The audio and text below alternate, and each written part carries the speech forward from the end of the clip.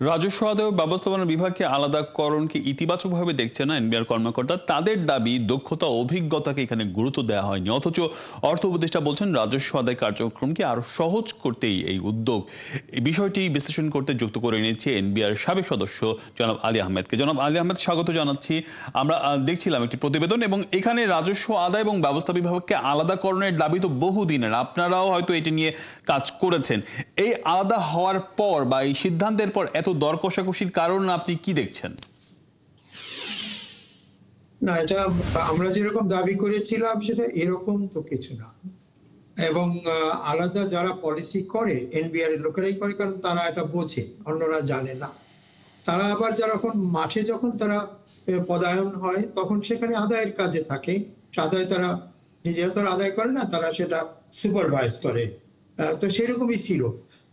আমাদের এই উপমহাদেশে যখন প্রথম এই করা হয় কাস্টমস বা এক্সাইজ, তখন ভ্যাট ছিল না ব্রিটিশ আমলে।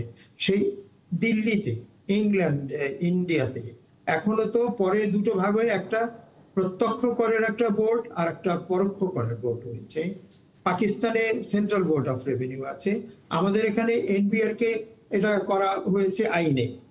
এখন এইটা আরেকটা প্রথম কথা হচ্ছে যে আইন ইতিমধ্যে হয়ে গেছে, যেটা গেজেট হয়েছে, সেটা নিয়ে কি এখন এই আলাপ করে লাভটা কি? এই একটা কথা আছে, টু ফ্লগ দি ডেড হর্স, যে ঘোড়া মারা গেছে তাকে আর পিঠে লাভ করে তো করা হয়েছে।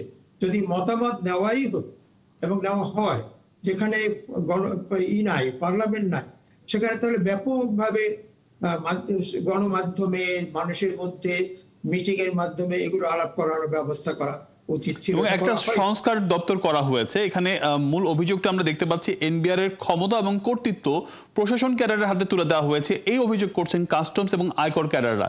এটিকে কিভাবে বিশ্লেষণ করছেন? টিসিএস পরীক্ষা দিয়ে এরা চাকরিতে বিভিন্ন ক্যাডারে আসে। আপনি দেখেন গড়ে ভালো ছেলেরাই ভালো রেজাল্টেই এনবিআর এ বেশি। তাদের কাজ ছিল, তারা কাজ জানে। যারা প্রশাসনের এখানেও যারা কাজ করেন তারাও জানেন যে এখানে অফিসাররা অনেক যোগ্য। তো তাদের হাত থেকে সমস্ত কাজ, এখন তো তাদেরকে মূলত কেরানির আর সিপাহীর কাজ থাকলো যে অধ্যাদেশ হয়েছে, এতে খুব ফল শেষ পর্যন্ত ভালো হবে না।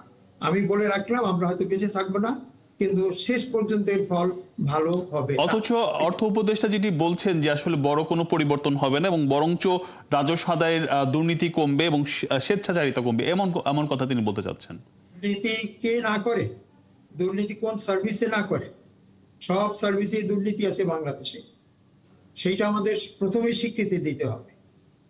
আসলে সেই দুর্নীতির কারণেই তো কোনো পলিসিও তো বাস্তবায়িত করা যাচ্ছে না।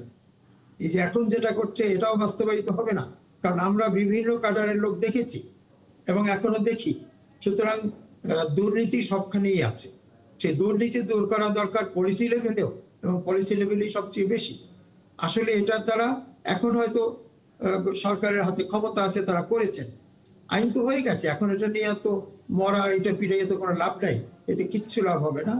কিন্তু শেষ পর্যন্ত কত বছর পরে এটা পরিবর্তন করতে হবে জানি না, এতে ফল কিন্তু ভালো হবে না। কিন্তু এইখানে তো আমি এইখানে যে যারা এটি বাস্তবায়ন করবেন, বাস্তবায়ন এবং যারা নীতি করবেন, তারা একই বিভাগ না হয়ে আলাদা হলে খুব বেশি মানে এই সমস্যাটা আসলে কোথায় দাঁড়াচ্ছে, একটু ছোট করে যদি বলতেন। নীতি যদি আলাদা বিভাগের লোক হয়, তারা কি জানে নাকি কিরকম কাস্টমস এর আইন কি, ভ্যাটের আইন কি, ইনকাম ট্যাক্সের আইন কি? তারা কি জানে? কিছুই জানে। এটা তো একটা স্পেশাল ল, সবকটাই স্পেশাল আইন, স্পেশাল অ্যাক্ট, এটা স্পেশাল রুলস আছে, এটা তো তারা জানেন না। এখন একজন কাস্টমস অফিসারকে যদি কোর্টে বসিয়ে দেওয়া হয়, তাহলে সবখানে সবাইকে বসিয়ে দেওয়া, সে একজনকে ইচ্ছে করে ফাঁসি দিবে, কাউকে ছেড়ে দিবে, সেটা তো ঠিক হবে না। জি, আলী আহমেদ, আপনার কথা কি স্পষ্ট। অনেক ধন্যবাদ আমাদেরকে সময় দিয়ে বিষয়টি আরো ক্লিয়ার করার জন্য। দর্শক, এতক্ষণ আমাদের সাথে ছিলেন এনবিআর এর সাবেক সদস্য আলী আহমেদ।